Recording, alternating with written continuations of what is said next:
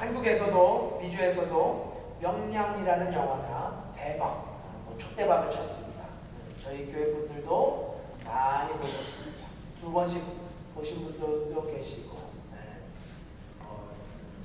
이 명량이라는 영화가 한국에서 1700만이라는 천문학적인 기록을 세우고 있습니다. 우리 소정 목사님도 한국에서 보셨죠?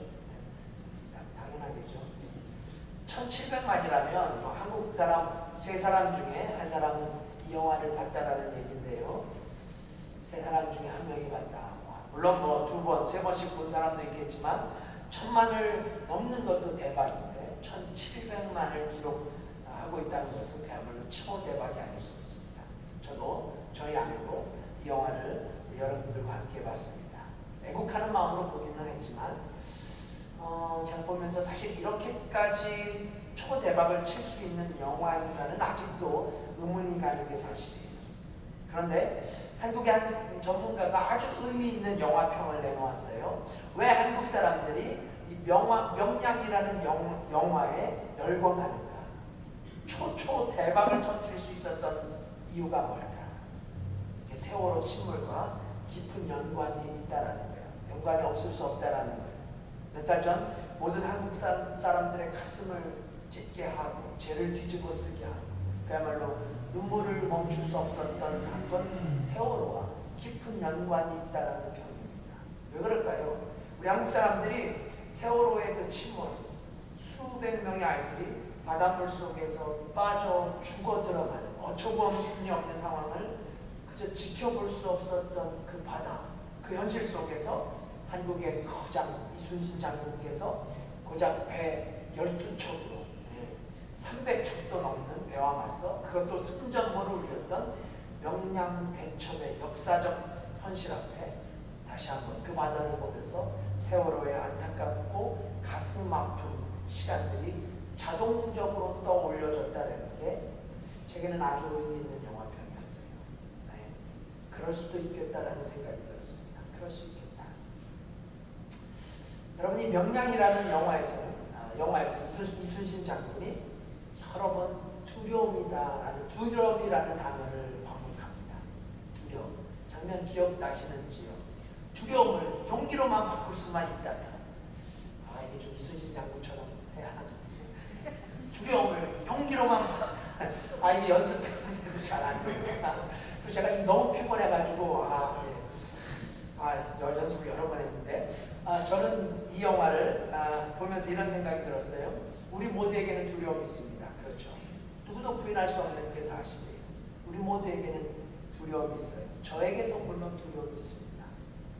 어제 교회에서 예술학교가 더 큰 비전을 품고 다시 시작됐습니다.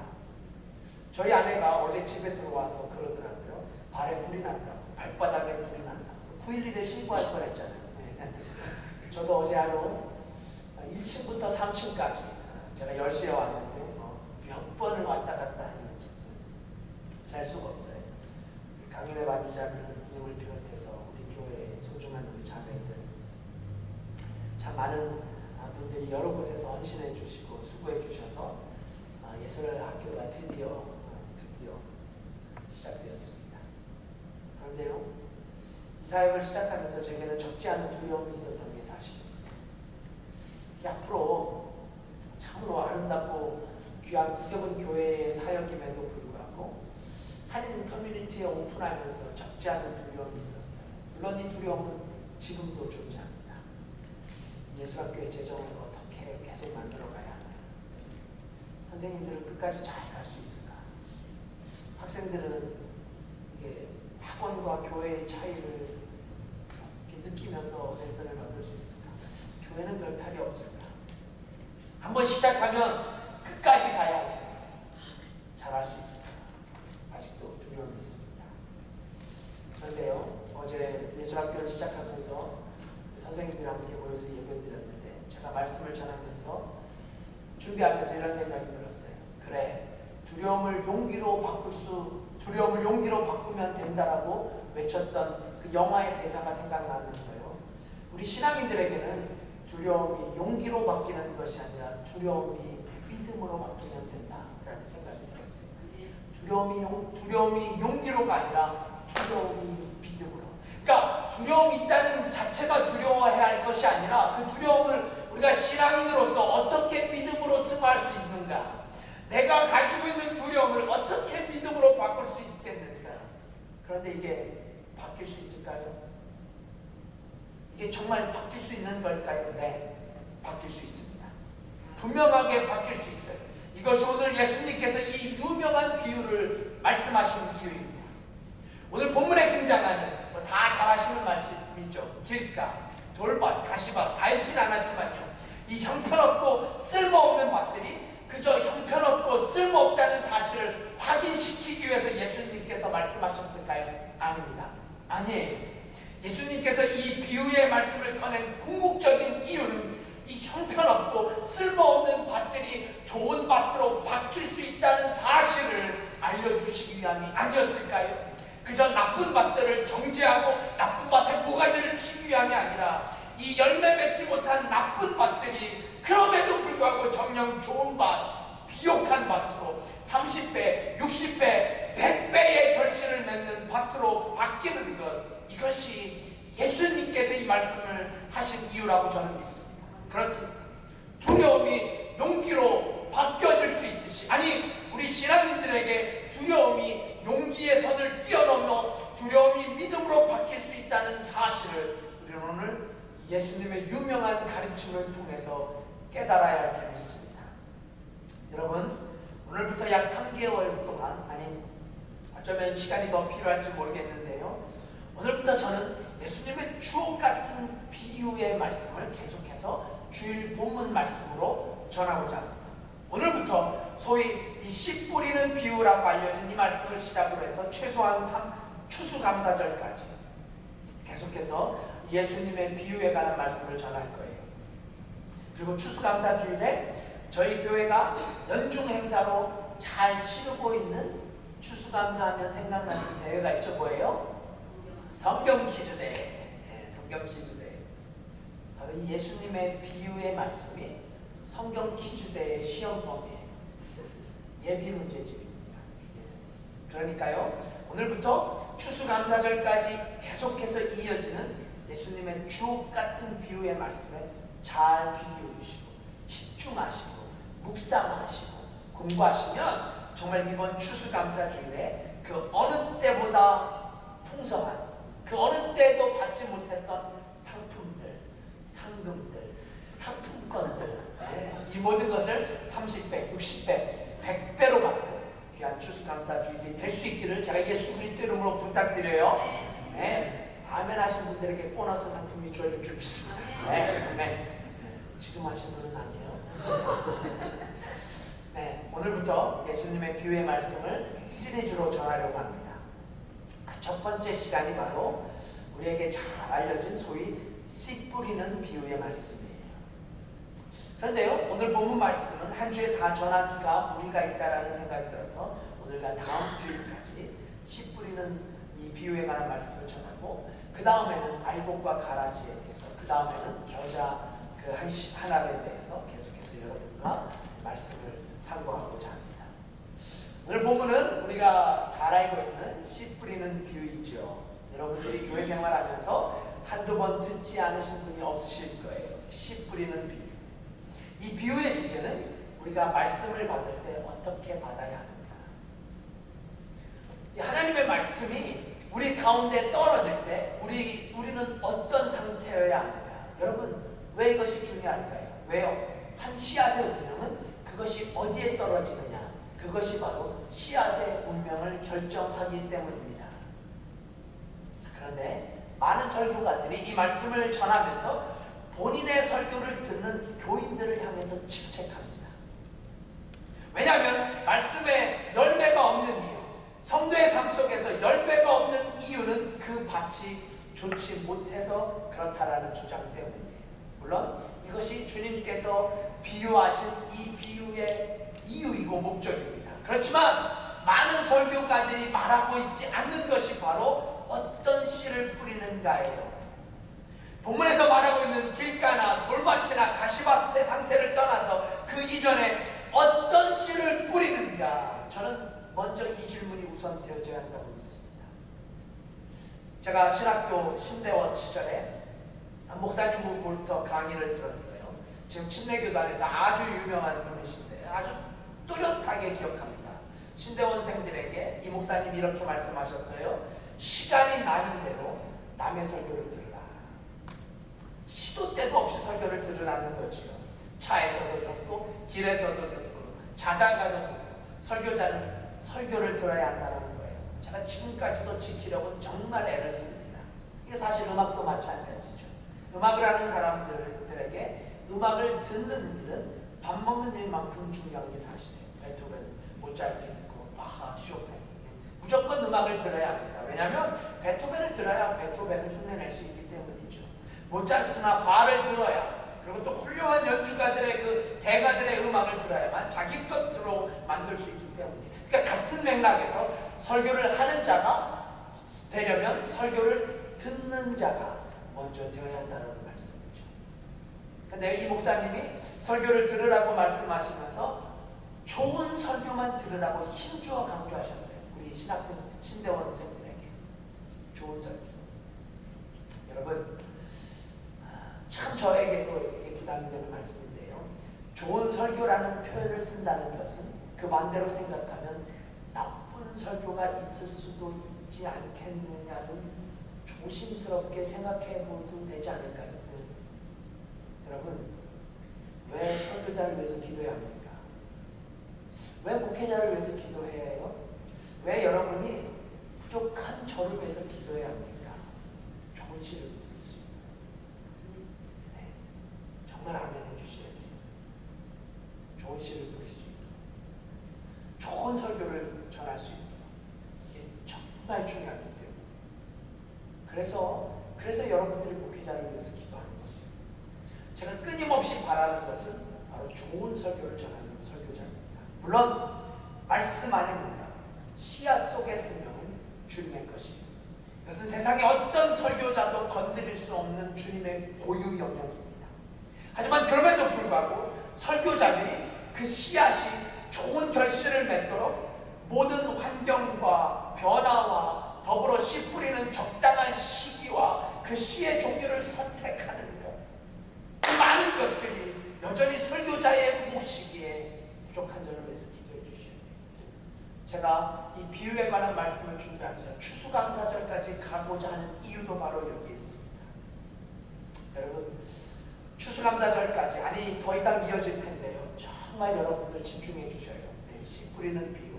다른 건 몰라도 우리 성경 기주 때 정말 우리 교회가 풍성한 선물을 마음껏 누릴 수 있는, 네, 그렇게 되려면 여러분들이 성경 공부해 주세요. 네, 이 비유의 말씀 얼마나 주옥 같은 말씀이에요.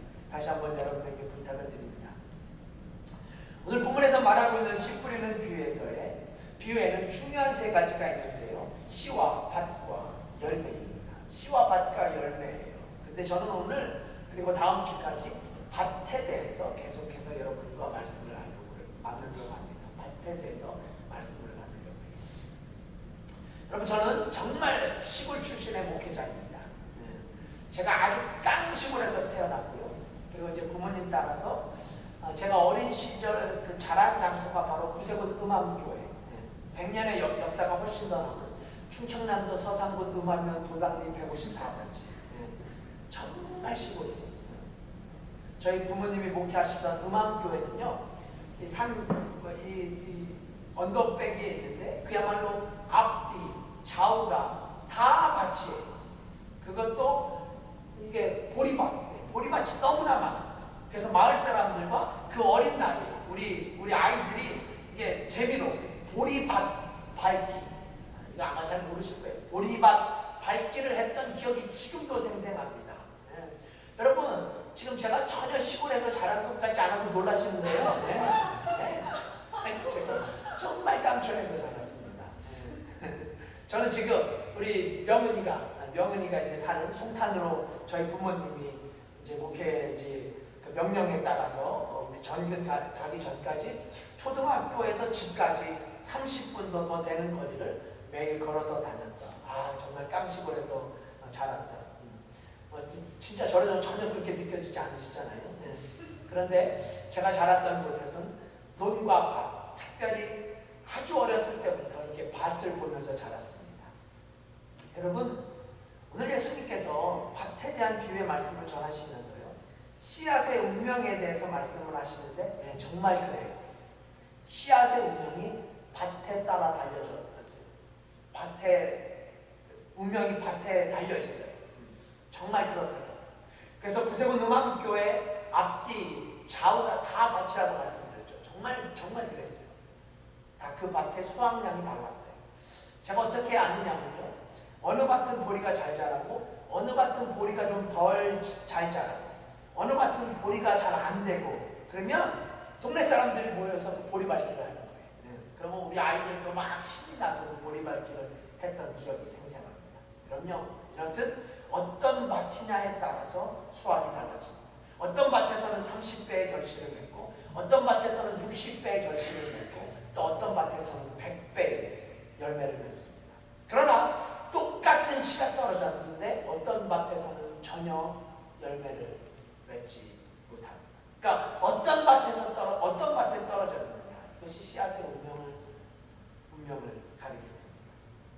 그렇다면 왜 열매를 맺지 못할까요? 그것은 밭이 잘못 가꾸어졌기 때문이라고 주님이 말씀하시는 거죠. 밭이 잘못되었다고 말씀하시면서 예수님께서 이 네 가지의 밭에 대해서 말씀을 이어가시게 됩니다. 네. 오늘의 말씀의 제목에서 알 수 있듯이 그 네 가지의 밭 중 길가와 돌밭에 대해서 우리가 좀 집중적으로 살펴보자 합니다. 자, 그럼 첫 번째, 예수님께서 말씀하셨던 밭, 씨앗의 운명을 결정짓게 될 여러 종류의 밭 중에 첫 번째, 그 첫 번째가 뭐예요? 길가. 두 번째는 돌밭입니다. 우리 본문이 이제 5절까지 읽었어야 되는데 이때 읽을 거예요. 오늘은 제가 이 비유의 그 시리즈를 시작하는 첫 시간이고요. 약간의 이제 서론도 필요한 시간이고, 그래서 제가 지금 여러 가지 설명을 좀 추가하고 있는데요. 사실 예수님께서 말씀하셨던 이 밭은 결국 우리 마음밭을 대표하는 비유입니다. 그렇죠. 우리의 마음을 비유로 말씀하시는 거예요. 말씀에 반응하고 있는 우리의 마음은 어떤 것인가? 하나님의 말씀. 하나님의 말씀을 들을 때, 하나님의 말씀을 볼 때, 이 말씀에 반응하고 있는 나는 과연 어떤 유형의 마음밭을 가지고 있는가? 나는 과연 어떤 밭인가? 길가인가? 돌밭인가? 나는 과연 어디에 속한 사람인가? 네, 이것이 오늘 말씀을 통해서 우리가 반드시 물어야 할 질문입니다. 왜냐하면 오늘 등장하는 이 밭은 다 교회 안에 있는 사람들을 가리키기 때문이죠. 교회 밖에 있는 사람들이 아니라 다 교회 안에 있는 사람들을 가리켜요. 그러므로 오늘 말씀은 저 세상 사람들에게 주어지는 말씀이 아니라 바로 교회 안에 있는 우리들에게 주시는 말씀이라는 것을 잊지 마시고, 오늘 말씀을 통해서 나는 과연 어느 밭에 속해 있는가 정확하고 분명한 진단의 시간이 되기를 소망합니다. 첫 번째 밭, 주님이 말씀하신 첫 번째 밭은 길가였습니다. 즉 길가 같은 마음밭이라고 할 수 있겠죠. 여러분, 저는 한마디로 말씀드리면 이 길가와 같은 마음밭은 명목상의 기독교인을 대표한다고 생각해요. 명목상의 기독교인. 제가 오래전에도 성경 공부를 통해서 설명한 적이 있어요. 명목상의 기독교인이라는 게 어떤 상태를 가리킵니까? 쉽게 말해 이름뿐인 기독교인이죠. 이름뿐인 기독교인이에요. 정말 오늘날에도 너무나 문제가 되는 기독교인이에요. 그래서 실제로 말씀에 대한 열정도 없고 말씀에 대한 사모함도 전혀 없는 사람들, 그러니 말씀이 그 삶 속에 전혀 뿌리를 내릴 수 없었던 길가. 말씀드린 대로 이들 또한 교회 안에 있는 사람들입니다. 이 사실을 한순간도 잊지 마셔야 돼요. 교회 안에 있는 사람들이에요. 우리들의 얘기란 말이죠. 그래서 적어도 이들에게도 말씀을 들을 기회가 있었어요. 그런데 문제는 잘못 들었다는 거예요. 하지만 일단 말씀을 들었다는 면에서 이 사람들을 우리는 교인이라고 간주할 수 있습니다. 그렇다면 조금 더 깊이, 교인이라면 길가와 같은 마음밭은 어떤 교인일까요? 자, 예수님께서 말씀하신 길가라는 것은 그 당시 밭과 밭 사이에 난 그런 길을 가리키는 거예요. 거기에는 뭐 농부들도 다니고 마을 사람들도 다니고 때때로 여행객들도 다니죠. 그렇게 한참 다니다 보면 그 길은 아주 반들반들해지고 아주 굳은 땅이 됩니다. 여기에 씨가 떨어졌다는 말씀이에요. 근데 씨가 떨어지자 어떤 사건이 벌어지게 됩니까? 4절, 보면 4절 함께 묵독해 보십시다. 4절 함께 있습니다. 시작. 씨가 떨어지자마자 새가 그것을 쪼아먹었다. 뿌릴새 4절 다시 한번 읽어요. 시작. 뿌릴새 더러는 길가에 떨어짐에 새들이 와서 먹어버렸고. 제가 정말 피곤합니다. 새가 떨어지자마자 그러니까 그것을 쪼아먹었다. 이것은 무엇을 뜻해요? 여러분 본문에 9절이 지나고 이제 10절부터 예수님께서 이 씨 뿌리는 비유에 대해서 직접적으로 설명을 이어가시죠. 예수님께서 어떻게 해석하셨는지 우리 살펴봅시다. 15절 말씀. 15절. 자, 함께 읽어볼까요? 시작. 말씀이 길가에 뿌리었다는 것은 이들이니 곧 말씀을 들었을 때 사단이 즉시 와서 저에게 뿌리운 말씀을 빼앗는 것이다. 이것이 주님의 해석이에요.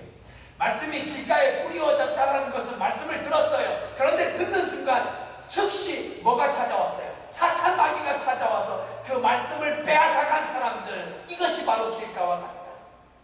이것을 오늘 본문에서는 새라고, 그러니까 마귀를 새라고 비교한 거지요. 새가 그 씨를 쪼아먹듯 내 마음에 말씀이 떨어져서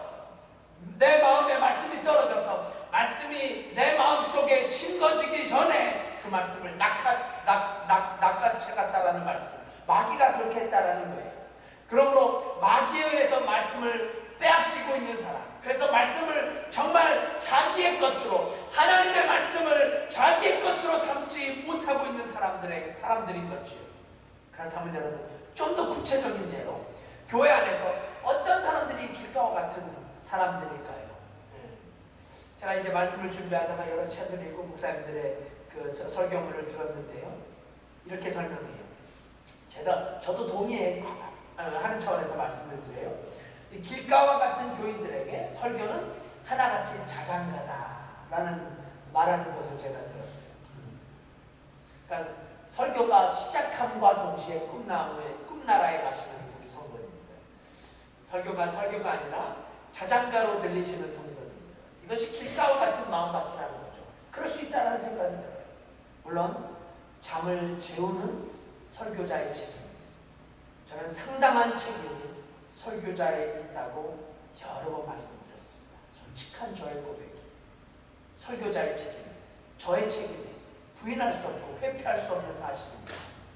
제가 부끄러움을 많이 타면서도 영화 대사를 어젯밤에 연습을 많이 하고 때때로 개콘 연습을 하고, 여러분 이게 정말 제가 할 수 있는 최선을 다한다는 책임감 때문인 거죠. 하지만 이민사회의 피곤한 생활, 하루 10시간씩, 아니 그 이상 육체적 노동을 하는 그 고된 삶, 때때로 막 토요일날 가정의 일이 있죠. 우리 손집사님 같은 경우, 우리 화진영조 어제 새벽 3시에 들어갔다고. 그러니까 이런 고된 삶 때문에 어쩔 수 없이 눈꺼풀이 무거워지고 예배 시간에 일어날 수 있습니다. 저는 그런 피곤함을 무릅쓰고 교회에 나올 수 있는 것 자체 하나님께서 귀하게 여기신다고 믿어요. 그래서 어찌 보면 피곤한 생활 때문에 어쩔 수 없이 존다는 것 자체가 죄라고 말하고 싶지 않아요. 아마 주님도 이런 사람들을 겨냥해서 하신 말씀이 아니라고 믿습니다. 그런데 어떤 사람이에요? 조는 사람 말고 그냥 습관적으로 주무시는 분들 교회 있죠. 다 함께 찬송하고 다 함께 기도하고 광고도 듣고 이렇게 특별 연주도 듣고 여기까지 전혀 문제 없어. 생생해요. 그런데 설교가 시작되는 순간, 그 순간부터 주무시는 거예요. 이것이 문제죠. 이것이 마귀로부터 말씀을 빼앗기는 상황을 말하고 있는 거죠. 그런데요, 이분들의 특징이 있는데 정말 기적적으로 설교가 끝나는 동시에 눈을 뜬다는 거예요. 저도 그런 것 같아요. 어느 때는 설교가 20분도 하고 30분도 하고, 아주 정확하게 20분에 맞춰 30분에 맞춰 잠을 깹니다. 자명종에는 잘 깨지지도 않는데 설교 끝나는 시간은 기가 막히게 알아요. 저도 기억이 나요. 우리 한국에 가신 신모 성도님, 우리 지금 한국에 계시는데 이런 말씀을 저에게 했었어요. 우리가 예전에 이런 얘기를 농담으로 하다가 사관님 그것도 은혜라고. 그분이 직접 저에게 하신 말씀. 그것도 하나님의 은혜라고. 왜냐면 사관님 설교 시간이 끝났는데도 계속 졸면 어떻게 하냐고. 설교 시간에 맞춰서 정확하게 깨는 것도 하나님의 은혜라고. 뭐라나. 근데요, 생각해보면 그럴 수 있다는 생각이 이제는 듭니다. 이미 설교 서두에서 말씀드렸던 명량이라는 영화를 보면서 저희 청년들 중에 한 분이 너무 피곤해서 영화가 다 끝이 났는데 그냥 그 자리에 앉아서 계속해서 잠을 잤어요. 벌써 시간은 밤 12시가 지났습니다. 극장에 아무도 남아있지 않았어요. 직원들은 바깥에서 기다리고 있었어요. 근데 영화가 다 끝나고 엔딩 크레딧도 다 끝나고 모든 사람들이 다 가고 그래도 깨지 않는 거예요. 여러분 생각해보세요. 만약 이렇게 저희가 예배를 드려요. 설교 시간에 잠을 잡니다. 말씀드린 대로 잠을 잘 수 있죠. 잠을 자게 하는 건 제 책임입니다. 피할 수 없는 설교자의 책임이에요. 그런데요, 생각해보니까 몸에 전율이 왔어요. 설교가 끝이 나고 모든 분들이 일어나서 찬송 부르고 축도도 끝나고 서로 학수도 하고 그런데 한 사람이 계속해서 자고 있다고 생각해보세요. 와, 제가 그분을 생각하면서 얼마나 감사한지 몰라요. 지금도 깨어있다는 게 얼마나 감사한지 모르겠어요. 제가 그 청년을 너무나 사랑합니다. 여러분, 저는 저희 교회 생각할 때마다 정말 하나님 앞에 감사한 게 있어요. 저희 교회가 말씀에 대한 사모함이 있다는 사실이죠.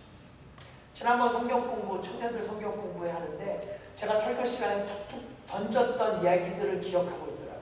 우리 예리자매님께서. 참으로 그럴 때는 저에게 큰 감동이 되어집니다. 참으로 감사하는 일이죠. 말씀에 대한 사모함이 있어요. 말씀에 대한 사모함이 있는 게 사실이에요. 그리고 그 어느 교회보다도 말씀을 잘 듣고 계신다고 저는 그렇게 착각인 줄 모르겠습니다만 그렇게 믿습니다. 아멘. 여러분 기억하십시오. 길가와 돌밭이 따로 있는 게 아닙니다. 돌밭과 좋은 밭이 완전히 다른 곳에 있는 게 아니에요. 성경은 이렇게 우리에게 도전합니다. 나중된 자가 먼저 되고 먼저 된 자가 어떻게 돼요? 먼저 된 자가 얼마든지 나중될 수 있어요. 이게 무슨 뜻입니까? 길가가 얼마든지 좋은 밭이 될 수 있다는 말씀이에요. 아무리 딱딱하게 굳어버린 영혼의 길가 같은 곳이, 영혼의 돌짝밭 같은 곳이 30배, 60배, 100배의 결실을 맺는 좋은 밭이 얼마든지 될 수 있다는 사실. 그렇습니다. 그러기 위해서 우리 교회가 말씀을 사모하는 마음, 예배를 사모하는 마음, 특별히 하나님의 말씀 앞에 집중하는 마음, 이런 마음들이 결국 저와 여러분이 있는 이 구세군 필라 한인교회라는 밭을 좋은 밭으로, 더 좋은 밭으로 만들어가는 소중하고 귀한 마음임을 기억하시는 우리 모두가 될 수 있기를 제가 간절히 부탁드립니다. 왜 간절합니까? 제가 왜 간절해요? 정말 저희 교회에 단 한 분도, 단 한 영혼도 길가 같은 마음밭을 가지신 분이 없어야 하기 때문입니다. 네, 절대로 길가는 아닙니다. 자, 그럼 이제 마지막으로 두 번째로 주님이 말씀하신 밭이 있죠. 그게 무슨 밭이에요? 돌밭입니다. 오늘 제가 이 돌밭까지만 잠깐 살펴볼게요. 우리 주님의 말씀을 한번 직접 들어보십시다. 본문의 5절, 6절. 5절, 6절. 본문에 들어가 있진 않지만 5절, 6절 함께 공독해봐요. 함께 있습니다. 시작. 더러는 흙이 얇은 돌밭에 떨어짐에 흙이 깊지 아니하므로 곧 싹이 나오나 해가 돋은 후에 타져서 뿌리가 없으므로 말랐고. 저는 길가가 명목상의 기독교인을 대표한다면 이 돌밭은 피상적인 기독교인이라고 생각합니다. 피상적 기독교인. 이거 다 시험 문제 나올 거죠. 무슨 말씀이에요? 깊이가 없는 기독교인이죠. 이게 바로 피상적 기독교인이에요. 도무지 깊이가 없어요. 말씀도 좀 알아요. 찬송도 좀 알고 교회 좀 다녀가지고 기도도 좀 하고, 근데 깊이가 부족해요. 그래서 진정으로 이 사람도 말씀의 뿌리를 내리지 못하고 있는 기독교인들, 주님은 이들을 돌밭의 기독교인이라고 말씀하십니다. 자, 그렇다면 이 돌밭 같은 기독교인에 대해서 예수님께서 어떻게 직접 설명하셨을까요? 16절, 17절 함께 봅시다. 16절과 17절 예수님의 설명이에요. 시작. 또 이와 같이 돌밭에 뿌리 없다는 것은 이들이니 곧 말씀을 들을 때 즉시 기쁨으로 받으나 그 속에 뿌리가 없어 잠깐 견디다가 말씀을 인하여 환난이나 핍박이 일어나는 때에는 곧 넘어지는 자요. 여러분, 옛날 청교도인들은 기독교인들에게 세 가지 적이 있다고 말했어요. 세 가지 적. 첫째는 사탄 마귀, 둘째 크리스찬의 적은 육신이 우리의 적이 돼요. 예를 들면 우리 안에, 육신 안에 있는 이기심들, 욕심, 자만심, 교만함, 이런 것들이 다 신앙생활의 적이라는 거예요. 그리고 또 하나의 적이 있는데 그것이 바로 우리를 둘러싸고 있는 세상이라고 이야기합니다. 세상이 우리 신앙인들에게 적이 돼요. 왜 그렇습니까? 특별히 어떤 세상을 바라볼 걸까요? 잘못된 가치관을 가지고 있는 세상. 점점 더해지죠. 네. 그래서 뭐가 잘못이고 뭐가 죄인지도 모르는 세상. 이 세 가지가 바로 크리스찬의 3대 적이라는 거예요. 자, 그런데요, 잘 들어주십시오. 그러니까 길가와 같은 마음밭을 공격하는 것이 사탄 마귀라면 돌밭을 공격하고 있는 것은 그 중에 하나인 육신입니다. 이것이 예수님의 말씀의 핵심이에요. 우리 안에 있는 육신이 우리의 마음밭을 공격합니다. 어떤 육신일까요? 우리 안에 있는 이기심, 부패한 이기심, 미움들, 욕심들, 교만함, 쉬운 것, 편리한 것만을 추구하는 것. 그래서 더 이상 나에게 편리하지 않다면, 나에게 유익이 되지 않다면 쉽게 신앙도 포기할 수 있는 사람들. 이것이 돌밭 같은 마음밭이라는 설명이에요. 말씀드린 대로 이 돌밭에는 깊이가 있을 수 없습니다. 깊이가 없으니 어찌 열매를 맺을 수 있단 말입니다. 예수님께서 말씀하신 것처럼 이들은 처음에는 기쁨으로 말씀을 받습니다. 맞아. 말씀에 동의도 되고 또 같이 웃기도 하고 또 어떤 사람들은 은혜를 받아서 울기도 하고 그리고 본인 스스로 은혜를 받았다라고 생각합니다. 그리고 실제로 은혜를 받아요. 그래서 간증도 합니다. 그러나 주님께서 말씀하신 이 돌밭은 이런 스타일이에요. 어느 날 갑자기 은혜를 받습니다. 그리고 그 은혜를 나눠요. 그의 등장은 항상 화려합니다. 화려하게 등장해요. 바람을 몰고 등장합니다. 근데 어느 날 찾아볼 수가 없어요. 바람과 함께 나타나서 바람과 함께 사라져요. 이게 돌밭과 같은 교인들의 대표적인 모습이라는 거죠. 여러분, 문제가 없는 삶이 없듯이 문제가 없는 교회 또한 없다고 생각합니다. 교회에 문제가 생길 수 있어요.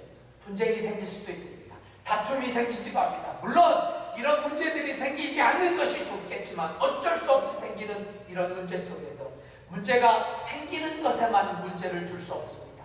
이런 문제가 생겼을 때 어떻게 그 문제를 해결해 나갈 것입니까?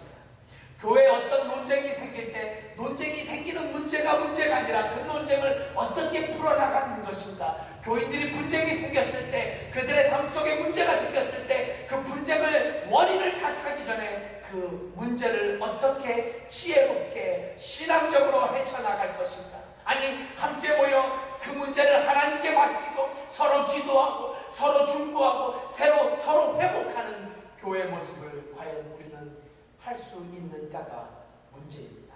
그렇습니다. 사랑하는 여러분, 돌밭과 같은 마음밭의 사람들은 이런 노력들을 일체 회피하는 사람들이에요.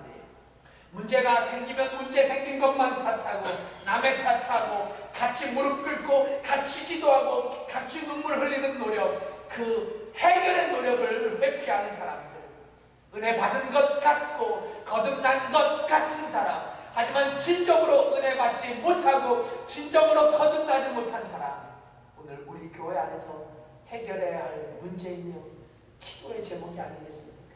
사랑하는 여러분, 예수님께서 말씀하셨듯이 저는 이럴 때 진짜와 가짜가 드러난다고 믿습니다.